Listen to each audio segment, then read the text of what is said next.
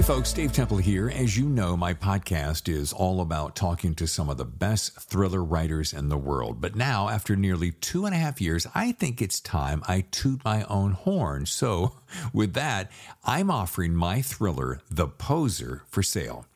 This thriller stars Hollywood detective Patricia Pat Norelli, a rookie cop working the overnight beat when one of Hollywood's biggest stars is found dead in her Hollywood Hills home.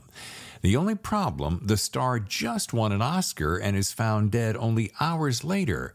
Now, Pat sees this as a way to forge her own path and muscles her way into the case. Soon, she and partner Detective Stuart Brown find themselves deep inside a complex case with more questions than answers and a ghost of a killer. Now, this isn't my first self-published book, but it's the first one I'm very confident you're going to like. I'm pretty proud of it. And for the rest of this month, you can get the ebook for only $5.95 or the paperback for $13.95.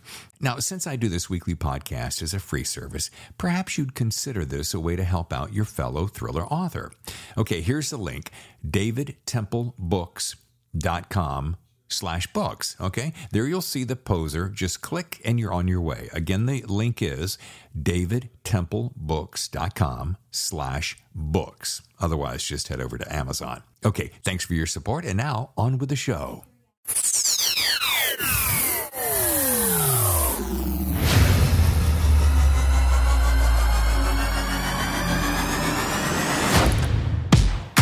Coming October 6th to the Thriller Zone, New York Times bestselling author Riley Sager and his #1 hit, The House Across the Lake. Started with Final Girls, went to The Last Time I Lied, Lock Every Door, Home Before Dark, Survive the Night, and then, of course, now The House Across the Lake.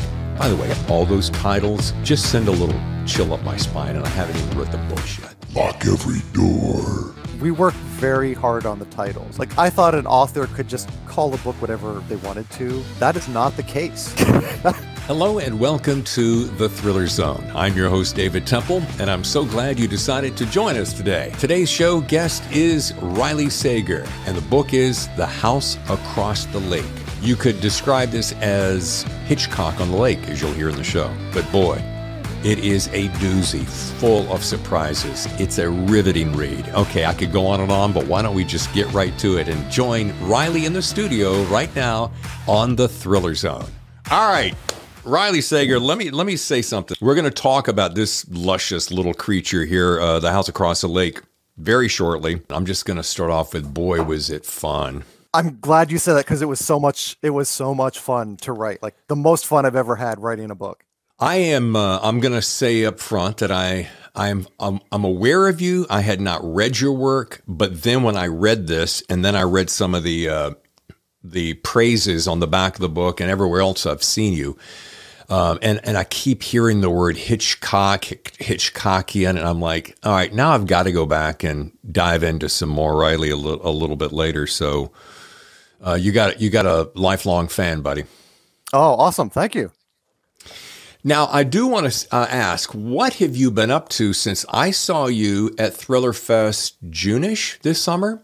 Yes. Yeah, you were the talk of the town. You people coming up asking for autographs, selfies, questions. I'm like, what have you been doing since then? After that, I went on my book tour. Mm-hmm. So that was interesting to like really be outside the house and in planes a lot since the pandemic started. So that was all kind of nerve-wracking at first. And then so much fun. It was just a blast going to places and just going to a bookstore and seeing like 100 people there just to see me and hear me ramble about my book. And so it was really fun. And then as soon as the book tour ended, I needed to get back to work and finish my next one. So that was how I spent my summer vacation, was a book tour and then finishing my next book. Yeah. It's funny when I get to talk to so many different people and they, there's probably an illusion somewhere, Riley, somewhere along the line where we think, oh, this job of being a full-time writer, it's so romantic and so exciting and so thrilling. And when in reality, it's its own version of 9 to 5, isn't it? It really is. Like there are occasional moments of like glamour, but 99% of the time it's just sitting exactly where I'm sitting and trying to get words on a page that don't suck and do it in a timely manner. And it really is. There's some days where it just flows, and then other days where it's a job, it's a drag. And so they're I don't want to like demystify it, because I think people like the idea of like, oh, it's such a glamorous, wonderful job. And there are many wonderful things about it, but there are also many hours just sitting alone with your laptop and trying to create something out of nothing. Yeah. Do you, and I'm just curious because I dig process, do you find yourself, is it better for you to shut the world out there in the big comfy chair and get it quiet and put a sign on the door or whatever that thing is, and everyone leave me alone for this chunk of time? Or do you kind of come and go with it? You'll start, maybe you'll get up, you'll move about, you'll stretch, how does that work for you? I'm curious. I start off gradually, like when I have the idea, and then I spend a lot of time thinking about it, outlining. I'm a very big outliner, and just letting the book wash over my brain, so to speak. And then when it comes time to actually do the writing, I use a software program. It's called Pacemaker. And you basically say like, okay, I have to write 90,000 words starting this day and ending this day. And it will tell you how many words you need to write that day to like meet that goal. And you can set it like, okay, I'm busy this day, so I can't write then. So that day has to be blank. And you can start off gradually and then build. And that's a lot of writers, like once you get to within 100 pages of the end, like you start to write more because you see the end in sight, and like, okay, here we go. So I start off very slow, and it's ridiculous. Like the first week of using this program, it will say like, today you have to write 52 words. I'm like, that I can do. That. And then by the end it's like, okay, today you have to write 1,500 words. And so it's a nice way for me to ease myself into the book. And I do write more than 52 words usually at the start. But it is a nice, like, you get to wade in gradually instead of just diving in head first and splashing around and almost drowning. And it's called Pacemaker. And this is an app that works alongside your writing program, or is it like a timer situation? No, it's just a separate thing. It's like a calendar. It's pacemaker.press, I believe. And you just, okay. It just is helpful to keep you on track. Like, because sometimes life intervenes and you can get lost and get behind on stuff. And so it's always good to be like, this is what you need to do to meet this deadline that you have to meet. Because in my case, like, I'm usually contractually obligated to meet a certain deadline. And so it's very important to stay on schedule. Yeah. Now, do you also, and then we'll jump off of this, do you find yourself, like if you go to Pacemaker and it says you have 1,200 words today and you're just not feeling it, you'll think, okay, well, I'll bang out a few hundred, but tomorrow I'll just have to make up for it. Kind of work like that? Sometimes, yeah. Like what I like to do is, if I know I'm not going to be in the mood, like maybe the next day I'm busy, or there was once where like a blizzard was coming. Yeah. And I just wanted to take a snow day, basically. So I wrote extra the day before, so then I didn't have to do anything the next day. Sure. And I was very impressed with myself for thinking of that. It's funny. Wife and I, Tammy and I, got to go out of town this past week, and we went to see the kids in Colorado. So I had stacked up all my podcasts. I was banging out like 2 and 3 a week, which means editing them and getting them in the queue so that I could go just relax. And it was funny. Two things happened. When I was gone, I kept going, oh, looking at the, I've got that's right, I don't have a podcast. And then I got back and I'm like, okay, okay, I can just kind of catch my breath. And it's kind of like that with writing. You want to stuff the queue and be ahead of the game. Then all of a sudden you realize that there's a little bit of a mechanism that discipline and that routine is just kind of ingrained in you, especially if you've done it as long as you have, and you just want to keep that momentum going all the time, don't you? And then when you finish a book, like the weirdest feeling is when I'm done with the book and then I sort of send it off to my editor and my agent, and then I just sort of sit here thinking, I should be doing something, right? Am I missing? And it's this weird feeling because you feel like I should be writing 1,000 words today, and instead I'm like, I can sit back, I can relax and breathe and do whatever. And it's a strange feeling to go from writing to chill. Yeah.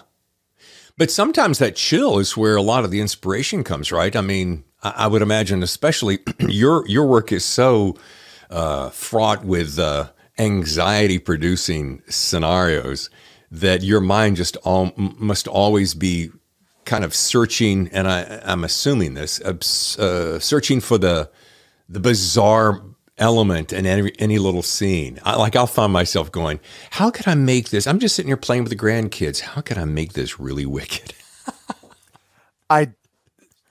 It's never conscious. I never go in thinking this kind of thing, and it always happens. Yeah. Like just something will happen to be like, oh, this is borderline creepy. How can I really make it creepy? And then how can I incorporate it in a book? And it's very like, well, for instance, like The House Across the Lake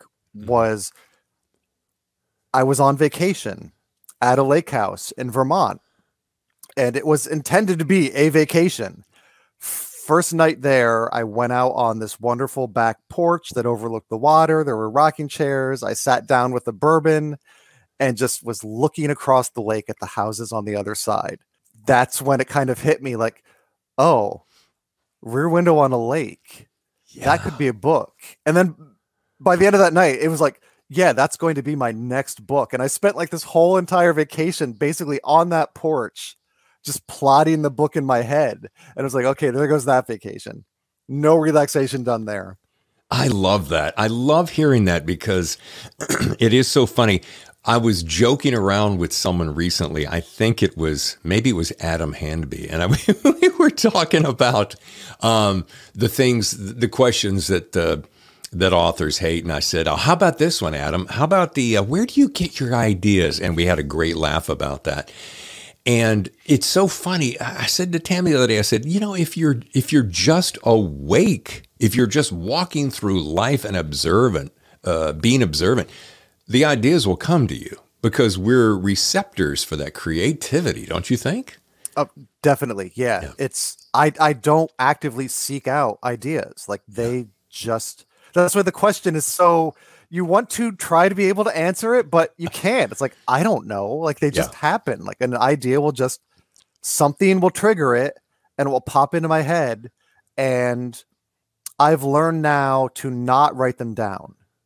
Oh, so if it remains in my head, then I know it's an idea worth exploring. That's good. That makes so much sense. Yeah. It's funny because, and I bet you're this way. Will you get an idea? It could be 5 years ago. You'll have this idea and you're like, oh, there's a great idea. There's the seed of the idea. I'm going to put it on my mental shelf and I'll come back to it later, and trust that if it is, because that's really what you're saying. If it is that good, it will come back to you later. Oh yeah. I have ideas that have been rattling around in my brain for 5 or so years. And it's just waiting for the right time, or maybe like I know it's a good idea, but I just don't know how to figure it out just yet, but I will eventually. And so there is a mental shelf. That's a perfect description of it, where there are all these little tiny boxes of ideas sitting on it. And the ones, like some of them I probably haven't thought of for like several years. And those are the ones that probably I shouldn't be focusing on. And so it's good that I've forgotten about them. It's the ones that I can't forget, or the ones that I know I'm going to pursue at some point. I ran across some notes to myself the other day. I picked up this notebook, and I can tell you when it was because I was living in Los Angeles the first time. It was 91. I picked up this folder at a bookstore, Books A Million. That's where I bought it. And I just scribbled on the side writing ideas. And I shot down a note, and this was about the summer of 91. And I'm like, well, here's an idea. And I wrote actually a paragraph, like it was an opening of a book. And I just said, I'll come back to it later. I ran across it, Riley, last week, just noodling around in my bookcase, and pulled it out and went, oh, that's a really good idea. Sat down there, started into another story. Now, when that will finish, I have no idea. I don't worry about it. I think that's a little bit of the psychology of it. If I don't worry about it, if I go, oh, let me toy with this now, set it back aside, let it simmer on the back burner, and if it comes back around, good on you, right? Yeah, and I often find that I get really great ideas when at the most inconvenient times, like when I'm smack dab in the middle of writing a book, some great idea will just be like, pay attention to me. It's like, no, I can't. I have another book to write. Yeah. I'm amazed when I meet a writer who shoots out of the gate with a debut novel. I don't know why I am, but I just am. And wins an award like the ITW Thriller Award, as we started off the conversation about Thrillerfest. And so you win this very first book. Well, not really. Wasn't it for the best hardcover novel? It was, yes, but it was not my first book. Oh, okay, got it. It's a pen name. Oh. Yeah. Trickery, son. Oh, Trickery. yes. You didn't know this. You were like the only person who did not. Yeah, Riley Sager is a pen name. I had 3 books published under my real name before. Oh. And that's a whole other can of worms we can get into. But yeah, so it wasn't my debut. So I always feel it was my debut as Riley Sager. Got it. Oh, okay. Well, you can understand why I'm confused then. Okay. Totally. Yes. Okay. That notwithstanding, I'm still amazed because the fact that you are able to garner that kind of accomplishment out of the gate, whether it's Riley or Jimmy Crack Corn, because I don't care,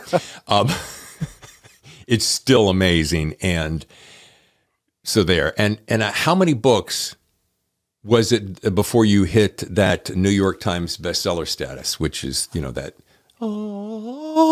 we all search for? Well, yes. So there were the 3 under my real name, and they really, I have not thought of them in quite some time. I'm sure that they're very terrible. There might be a good reason that they didn't sell at all, and necessitating a pen name. But yeah, Final Girls really blew up in a way that I did not expect at all. And then my next one, The Last Time I Lied, was the one that eked its way onto the New York Times bestseller list. All right, so I've got a question. Now that I know that have the inside scoop, and forgive me for not knowing that. I can't know everything. Problem. You cannot. You cannot be omniscient. I have this burning question, and I think I may have posed it to Gina Panettiere on a recent conversation, and I said, if you're Billy Smith and you're writing books and you're doing them self-publishing as you're kind of honing your chops, going toward the submission to get an agent, etc., and you're Billy Smith, and that's your real name, heaven forbid, and you're doing these books, and all of a sudden, and then you finally get to an agent, and I said, do you think it's important? Should someone at that point all of a sudden, hey, yeah, we love this new book, you need to come up with a pen name? She goes, absolutely, because the history of your past, if those books are mediocre at best, won't do anything to help you. Do you agree? And does that make sense? I absolutely agree with that. And that is exactly what my agent told me when I gave her Final Girls, where she said, this is your best work. This could be a very big book. We need to submit it with a pen name. And I said, I don't want to do that. And she said, okay, Let me break it down for you. Can I swear on the podcast? Absolutely, yeah. Okay, good.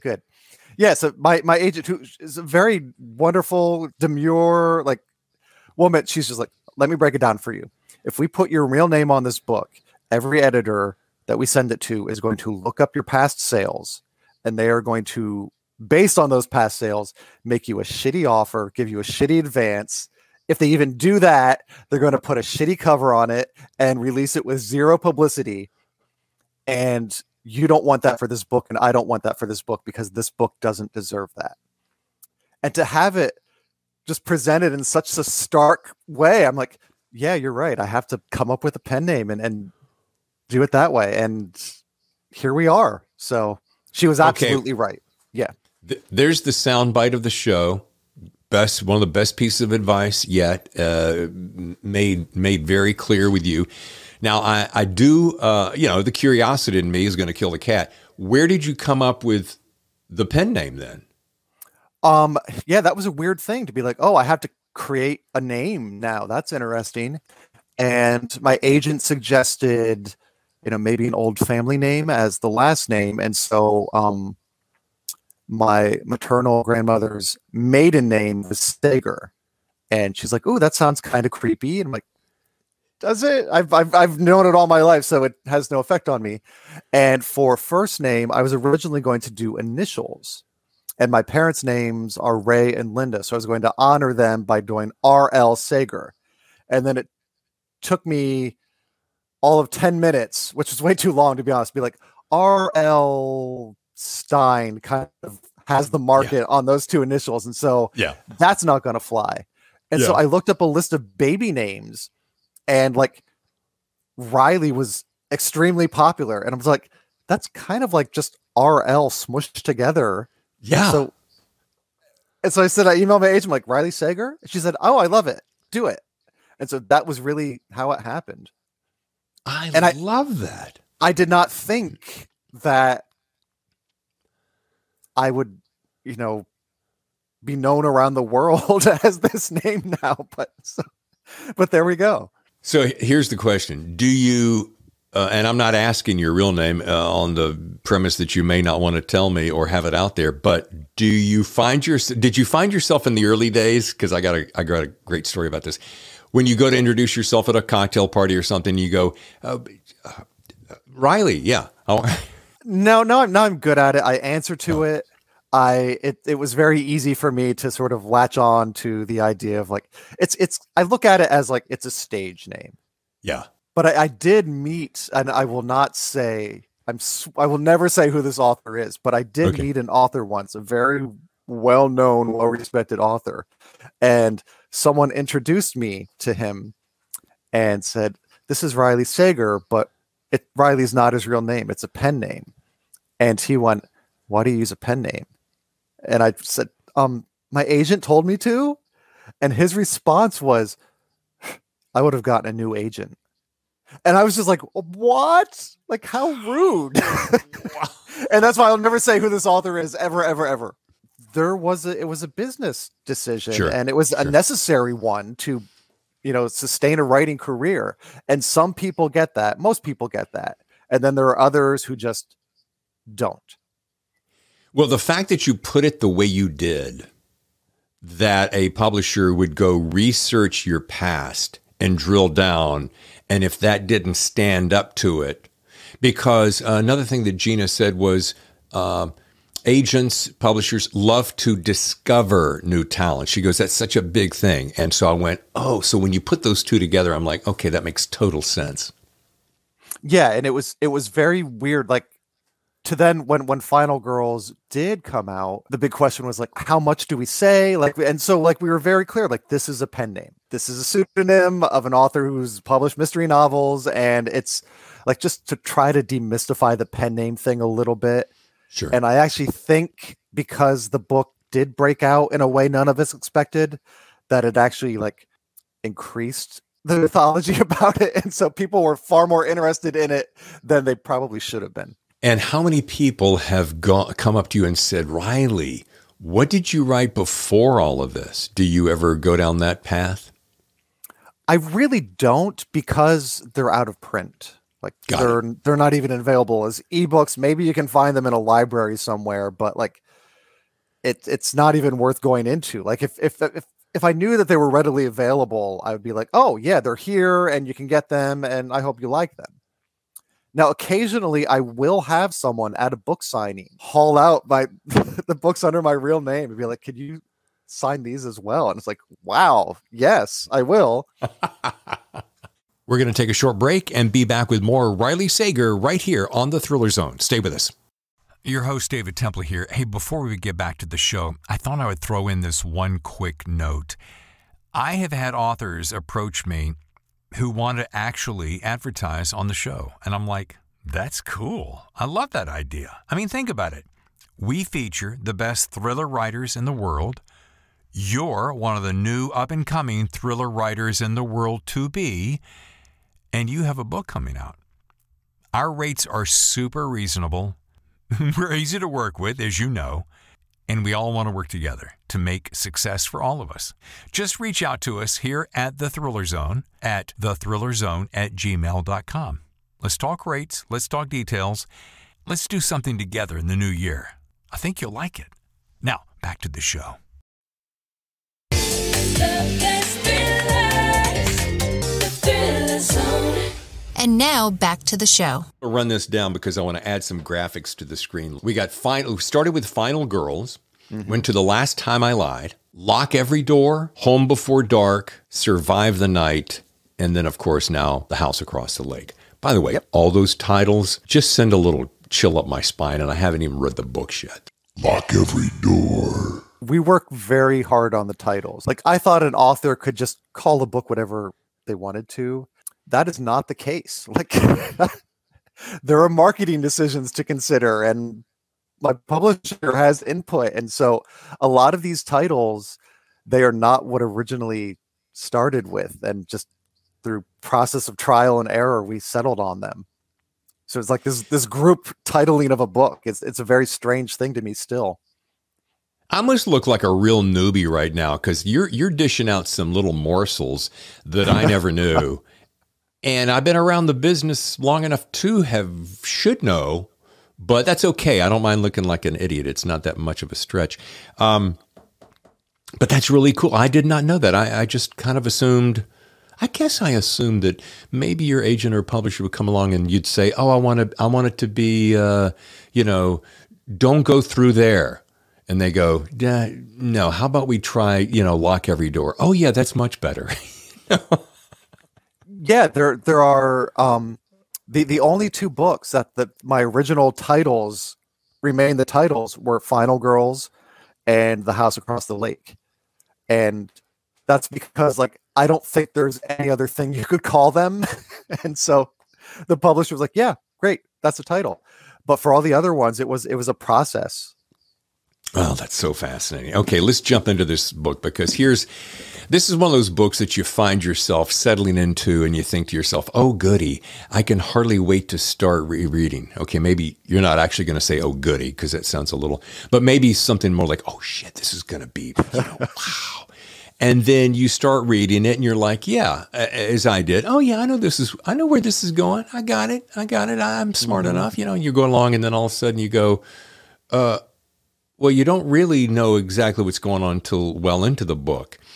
And then when you have a couple of really juicy surprises that pop out and you're just like, and I caught myself going, what? My wife would come in the room. What's wrong? Oh, no. I got thrown a curve and I didn't see that coming. So favorite thing in the whole world. Well done. Thank you. That's why it was so much fun to write, because when I came up with the idea of, Rear Window on a Lake, obviously I knew that this had been done before. Like, and when the plot synopsis was originally released and people were like, oh, we've read this before. It's like, I know you have, cause I read it too. Like, we've all read it before, and trust me, it is not what you think it is. And so it's been fun to see the reactions from people because it is told in a very familiar way at first. Yeah. And I lean into every single one of the tropes of these kinds Yeah. of books where, she's a hot mess, she's an alcoholic, she's spying on the neighbors. And it's just like every single cliche I could think of, I wanted to include it because I knew I wanted to get people comfortable thinking like, okay, I have read this before. And then to just pull that rug out from under them in such a startling, weird banana pants way. It was so much fun to do. Banana pants.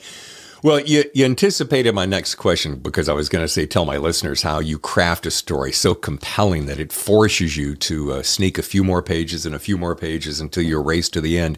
And you just said it because you do. That's why I was so confident. Oh yeah, well, okay, I've seen this before. And she's a hot mess. I've seen that before. But boy, when you pull that little hook, I literally did this, Riley. I went, all right, wait. Did I? Maybe I put the book down and I, sometimes because I'm reading 2 or 3 books a week. Okay, maybe I'll put this. Let me pick it back up. Let me go back a few pages. Oh no, that's what he did. Okay, shit.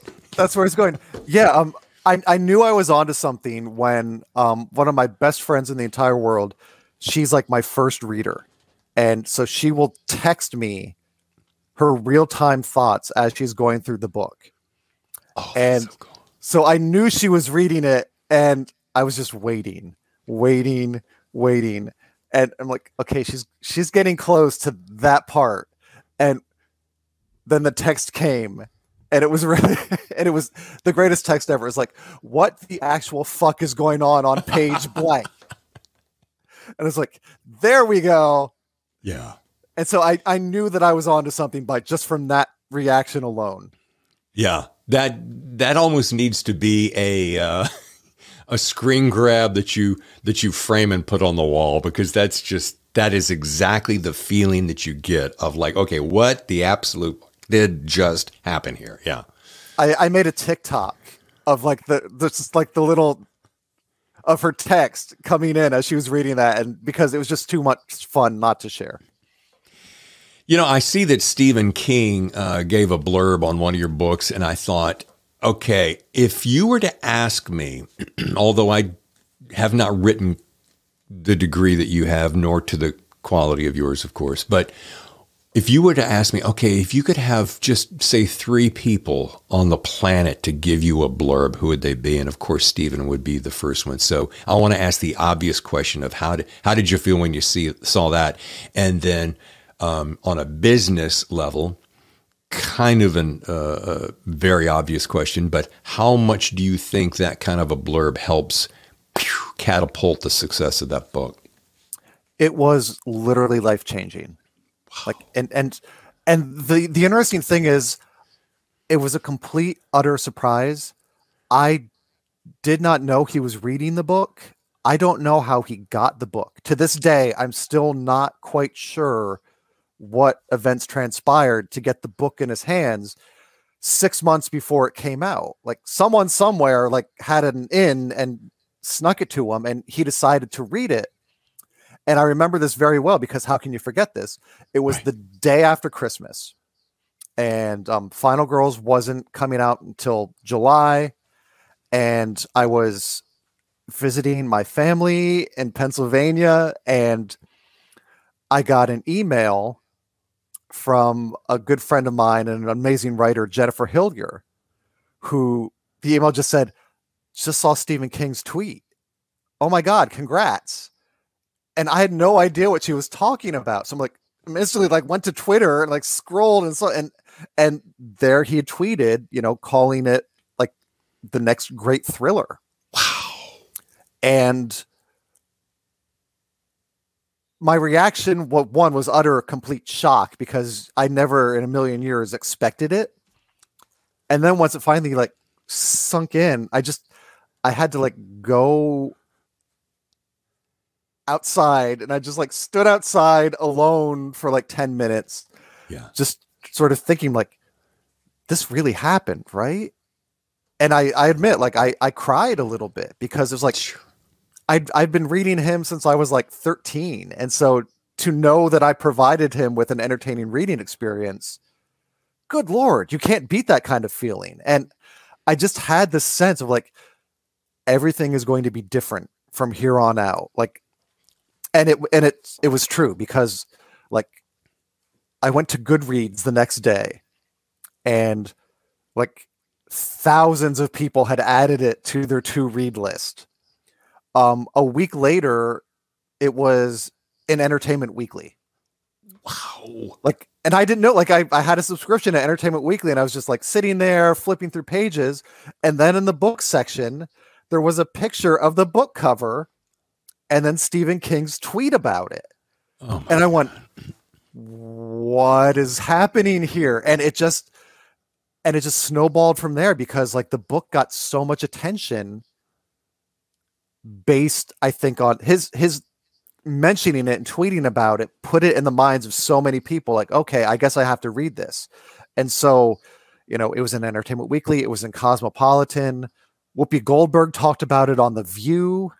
oh my God. And just, it was like this weird snowballing effect because of that single tweet from this man that I've never met in my life. And yeah, it's been all uphill since then, all because of that tweet. And the burning question everyone wants to know, which book was that? Final Girls. Jesus. Yeah. Man. I mean, now I've got to go. See? I've got to go read that one now. And he did it again for Lock Every Door, by the way. What? That's Yeah. like getting two holes in one. That one was another random where it was just, I was like checking email before bed, and I saw like an email from my editor being like, it happened again. And I looked, and there he was praising Lock Every Door on Twitter. And yeah, craziness. I just need to bask in that for a second, because that is so, you can spend, I don't want to geek out too much, but you can spend your whole life dreaming of something like that happening. And maybe therein lies the real beauty, the real synergistic magic, is that you weren't expecting it, and then it happened, and then you're blessed with all that energy, and then it happens again. So, wow. Good for you, dude. That is so, may I call you dude? You can call me dude. And people have asked me like, oh, do you want to meet him? And I'm like, I'm not sure I do, because what would I say to the man who literally changed my life with a tweet? Besides, thank you. Yeah. Thank you wouldn't be enough, really. Yeah. No, I need to send him like a fruit basket like every week for the end of time or something. Unless he hates fruit. Yes. Holy balls. That is okay. Well, as I mentioned at the top of the show, I've heard Hitchcock references. Hitchcockian, you said it with Rear Window on a Lake. Rear Window, one of my all-time, just the quintessential, really perfect movie. It is absolutely perfect in every way. Yeah. And it's so funny. This is what I love about the perfect movie syndrome, is that you can go back and watch it again and again, Captain Obvious here, and enjoy it. But it's when you pick up some extra little something that never caught your eye before, and I predict that with this book and books like this, that you go, okay, well, I didn't see that clue and or element that would lead me down this path. And it's such magic, isn't it, Riley? I've seen Rear Window a lot, and even like I was watching it about a year ago, and just new things stood out to me where I'm like, I couldn't believe I missed it. Like, we're going to spoil Rear Window for, your listeners who haven't seen it yet, but the evidence that proves that he's guilty is the wedding ring, and the whole plot is about like relationships and marriage and whether Jeff wants to marry her, and like every single person you see in those windows is some form of like, they're either married and unhappy, or they're married and settled, or they're looking to be married. And it's this whole microcosm of like all these different relationships. And the fact that like the main piece of evidence is a wedding ring it didn't hit me until probably like my 25th viewing, where it's like, oh wow, that's really good, Hitchcock. Well done. Yeah. It makes you wonder if, you know, I've heard tell that he storyboarded a movie and then he shot exactly the storyboard so that the studios would not be able to put their finger in and change it in any way.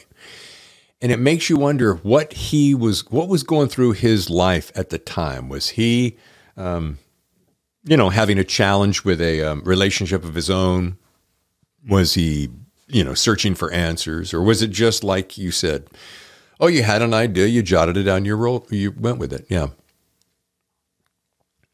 There was not a question there. I was just really observing the fact that, he was such a master. And did you see the movie where, was it Anthony Hopkins played him? And he was a much more tyrannical than I had ever thought before. There are some stories. Yeah. Like this is the thing where I'm not sure he was entirely a good person, but man, he could direct the hell out of a movie. Yeah. And so I've learned enough, I love movies, I love Hollywood lore and legend. And so like I've learned to sort of separate person from the artist. And so you can appreciate their artistry, even if sometimes some of the things you've heard about them aren't too flattering. And so like you have to, I think, in this day and age. Yeah. Before we get to our show-ending questions, I'd love to hear, and you've kind of related to it in some ways, but I'd love to hear you've been on this journey now for 6 books. You got 7 probably already well into the queue, and you're probably already starting the germination of 8. Is that safe to assume? That is absolutely the correct answer. Yeah. Okay. 7 is done. Just have a couple edits left, and then I have the plot for book 8 raring to go. Wow, that is so fascinating. Okay, so that in mind, I'd love to hear your best advice for would-be writers. And the show isn't aimed necessarily at just would-be writers, but there's so many of my listeners and viewers that love to learn the craft of writing. And a beautiful thing about this show is we give the front row seat to the best thriller writers in the world. So I always wonder whether it's a serious hobby or a new profession, what would you say, Riley, to those folks here's my best advice? Perseverance. You have to stick with it. Like if you want it bad enough, it will happen. And it's never, ever a straight line. Like that's the thing. Like Final Girls just exploded out of the gate and people thought like, oh, wow, easy peasy. And it's like, no, I'd been writing like 20 years until like this happened. And so it's a very long, twisty process with lots of dead ends and lots of disappointments. And you have to just stick to your guns, yet also, be flexible. Like if I hadn't agreed to the pen name, I wouldn't be here where I am right now. And so you do have to kind of go with the flow a little bit. And you have to learn from what happens to you. Like, some things might happen. You're like, oh, that's awful. Make it a learning experience. And so that's my best advice is just, don't give up. Superb. And that begs a question that just popped into my head. What were you doing before you became this international sensation? Well, I was laid off from my newspaper job and dropped by my publisher. And so I had really nothing. I was at my lowest point when I started Final Girls, and it was an act of sheer desperation. Like I was in journalism for 20 years, got laid off because newspapers are dying. I couldn't get another job because there weren't any. I was working part-time at a library just to get some kind of money. And so this was my last ditch attempt at a writing career. And I sent a 1-page outline to my agent saying, okay, I'm really discouraged.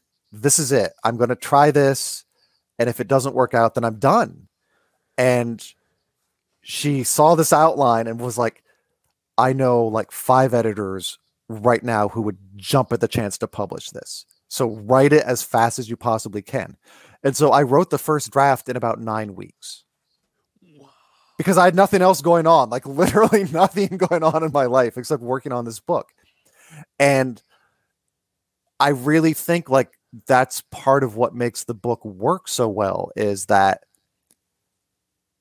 there was this desperation and urgency and even rage at my situation that like I poured into this book. And I think it shows on the page. And I think a lot of other readers, pick up on it and, relate to it, and it inspired them. But I did not think that the end result would be multiple New York Times bestsellers and, Stephen King blurbs and books being optioned for film and TV and all that kind of thing. Like, I just really wanted to have enough money that I could live for a year. Yeah. was all I wanted. Mission accomplished. Yeah. Well, the thing I love about that story the most is that this was your dream regardless. So journalism, you're not going to get necessarily rich in journalism as far as I know. So you were going along following your passion, and you said, one of these days I'm going to write a book, might change my life. That's not the primary goal. The goal is to complete something that resonates with my soul. Happy trails. And wow, that's such great encouragement. So thank you for that. No, I've been told by many people that it is like inspiring to them. And I love being that inspiration because if it can happen to me, it can happen to anyone, really. So yeah, no, that is pure inspiration. And it's funny, when I was sitting there in the audience watching you speak at Thrillerfest, not knowing you as well as I do already now, is I'm like, he's probably just, he's had this going on for years and years, and this is just commonplace. But no, I don't get that sense now. I get a sense that it's a profound acknowledgement of your being rewarded for your true life passion. Yeah, I was asked once by a friend, like, oh, so you've made it, like, you deserve this. And I was like, I don't think I deserve it, but I do think that I've earned it. And there is a distinction between the two, I think. Yeah, definitely. All right. Well, if you've heard this show before, you're probably familiar with this sound, which is my rapid fire questions. Okay, I'm ready. Don't sweat your palms. You're going to be fine. 3 easy peasies. You've just finished writing a new book, and you've decided to take a few weeks off to enjoy some R&R. Oh, I don't know. Let's make this up, on a remote lake, maybe Lake Green, that kind of a thing. Yeah. So name a book or two that you'd like to take with you to read for your own personal enjoyment. Perhaps it's nothing to do with thrillers, just something to do a brain cleanse. I am going on vacation in 3 weeks, and I have my book picked out. It's I have to look at the title. It's Mercury Pictures Presents. Yeah, I can even show the book. And it's a literary novel about movies and World War II, and I'm very excited to read it. Nice. All right. Well, you have done your home. Yeah, and this was like and I still have to read The It Girl by Ruth Ware. Yeah, let's take 10 seconds on this. I cannot run away from that book. I've been talking to people person after person, and I'll look on their bookshelves. I'm one of those guys that's, what's on Riley's bookshelf down back there? I keep seeing that book pop up everywhere. Now, I don't know that I can, I got the chutzpah to get her on the show, but boy, it is the talk of the town, and you have not read it yet. You haven't even started it, right? No, I have a copy. She signed it for me. She's such a nice person. And I have not been able to read it yet. So that's hopefully another vacation read. All right. Number 2, on a darker note, one night while having a hard time falling asleep, you hear strange noises coming from this same lake. What are you glad you brought along with you just in case things get out of hand? My cell phone. Because I can either call the police or call an Uber and make my escape. Unless there's no reception, and then I'm just screwed. Oh. All right, and finally, staying with a lake theme, but on a more upbeat note, and in light of day, you have been asked to host an interview in the luxury home where you're staying, and those two people happen to be with whom you've always admired. You're getting ready to invite two people to share this time with you. Maybe you've dreamed of speaking with them one day. They can be alive, they can be passed away. Who would those two folks be? Out on this big, beautiful veranda overlooking this gorgeous lake, two people show up in a town car, they sit down and chat with you. Who would they be and why? Mark Twain would be one, because I bet he was just delightful company. Yeah. Like always. Just imagine just sitting there and hearing him talk about anything, literally any topic. I'm sure he was entertaining as heck. And oh gosh, the other one, this is a toughie. How long do I have to answer? Because this might take a while. I got all the time in the world. And I'm looking at like my bookshelf to see like which author would I love to. You know what I see? Does it have to be an author? No, it can be anybody. Okay, because I'm seeing like on my shelf, I have a biography of Elaine Stritch. She and Mark Twain together. Oh yeah, with some cocktails, that would be a heck of an afternoon. So yeah, we'll do that. Okay, and what would the cocktail of choice be for Riley? It depends on the season. Like in summer, I'm very much a gin drinker, either gin and tonic or martinis or something. But now that we're edging into fall, I've been drinking a lot of old fashions. Yeah. Oh, so boy. I do, like, once October rolls around, I hit the bourbon. Yeah. Oh, Tammy and I have such fond memories. We lived in Manhattan before we moved out here to San Diego, and there's a restaurant right on the corner. It's going to slip my mind right now. The best old fashions ever. They just take all this time to prepare everything, and you get it, and you just want to just make love to it. It's so delicious. All right. there's nothing like a really well-crafted cocktail. Yeah, I agree with you. Well, as we wrap up, what will Riley Sager fans be able to look for in the new year? Now, we know that we've got one in the queue. It's already getting through the process. So, I don't know if you're talking about it yet, but if you'd like to, this is the perfect place to do it. This is after they read The House Across the Lake, of course. Yeah, I can talk about it now, which is wonderful because sometimes you're just sworn to secrecy and you can't say anything. It's called The Only One Left. Okay. And it will be coming out June 20th is the tentative publication date. And not to say too much, but it was kind of inspired by Lizzie Borden. Okay. Where it's about a young at-home caregiver who is assigned to live with and care for a woman named Lenora Hope, who may or may not have murdered her entire family 54 years earlier.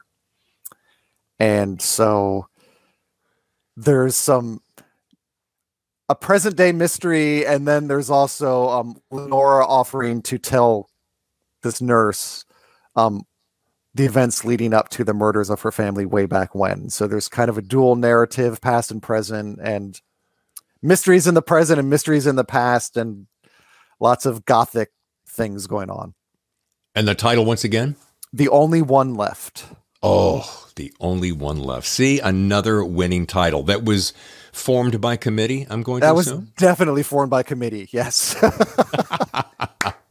When I got to see you at Thrillerfest and I walked up and I'm like, oh, will he have time for me? And you said yes instantly. I was like, wow, that is pretty cool. I love discovering new people. This book was a hell of a read, folks. If you got to get this on The House Across the Lake. If you like those little surprises that are so hard to find these days, that's the key.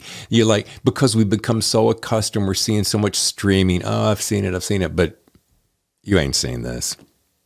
I hope not. Riley, this has been so delightful. I'm so grateful for the time you've given me. Oh, thank you so much. This was a blast. Riley Sager, the book again, The House Across the Lake. It is a must read. You want to wrap up your summer, introduce yourself to fall, snuggle up with this book. Just not in the dark. All right. Now, why don't I give you an announcement of what's coming up next week? as we make our way to the 100th episode. Riley is number 98, and my next guest will be number 99, Simon Gervais, and the book is The Blackbriar Genesis. If you're a Robert Ludlum fan, like myself, you're going to rip through this thing. If you're not a Robert Ludlum fan, but you like a good thrilling read, you're going to rip through this thing.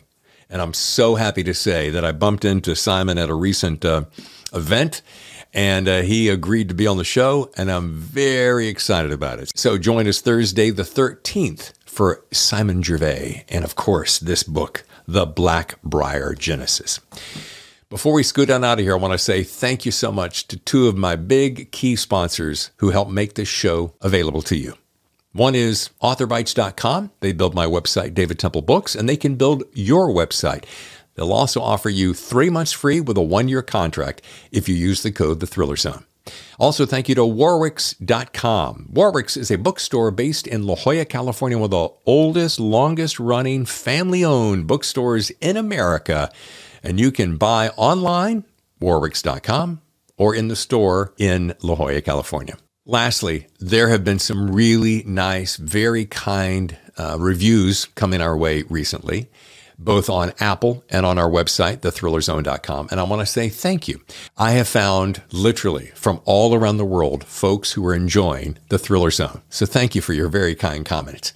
You can go to youtube.com/thethrillerzone. Be sure to subscribe, click the button, and you'll get heads up whenever a new episode drops. And as you know, they drop every Thursday. Love to have you subscribe. It helps us out. And of course, you can leave reviews wherever you find your podcast. I'm David Temple, your host. Until next time, I'll see you for another exciting edition of The Thriller Zone. Love